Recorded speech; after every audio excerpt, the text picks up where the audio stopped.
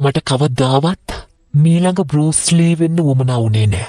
මට උවමනා වුණේ පළවෙනි ජැකී චෑන් වෙන්න. ජැකී චෑන් මාධ්‍ය හමුවකදී කියනවා. ඉතින් ඔබ මීළඟ මාර්ක් සකර්බර්ග්, විල් ස්මිත්, ටෝනි රොබින්ස් වෙනවා වෙනුවට මීළඟ ඔබ වෙන්න.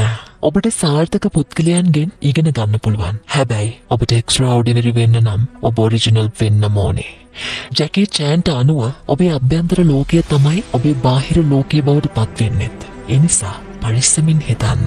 ජැකී චෑන් එක තැනකදී අපි හැමෝටම මේ අරමුණු වලට යන්න තියෙන බය ගැන මෙහෙම කතාවක් කියනවා. මම ඉන්න හැම වෙළඳ දැන්වීමකින්ම කියවෙන්නේ මම කිසි දෙයකට බය නැහැ කියලයි. හැබැයි ඒක ප්‍රසිද්ධිය වෙනුවෙන් විතරයි. මම ස්ටන්ට් එකක් කරන හැම වෙලාවකම මම බය වෙන්නේ නැහැ කියලා කවුරු හරි කියනවා නම් එයාට මටත් වඩා පිස්සෝ. කැපවෙලා වැඩ කරලා අද සාර්ථකත්වයේ හිණි පෙත්තටම නැගපු මිනිස්සු වැඩ කරන හැටි දැක්කහම ඔබට හිතෙයි එයාලා කවදාවත් නොසන්සුන් නැහැ, බය නැහැ කියලා. ඒක නම් හරිම පුදුමාකාරයි කියලා. හැබැයි ඇත්තම කතාව ක්‍රීඩිකාවන්, නළු නිළියන් සහ වෘත්තීය කදිකයින් පවා තවමත් බයටපත් වෙනවා. නමුත් ඔවුන් ඒ බයට තමන්ව වළක්වන්න ඊට දෙන්නේ නැහැ. ඒකයි වෙනස. ඔබටත් අවශ්‍ය එච්චරයි. බය දැනුනට කමක් නැහැ. It's okay.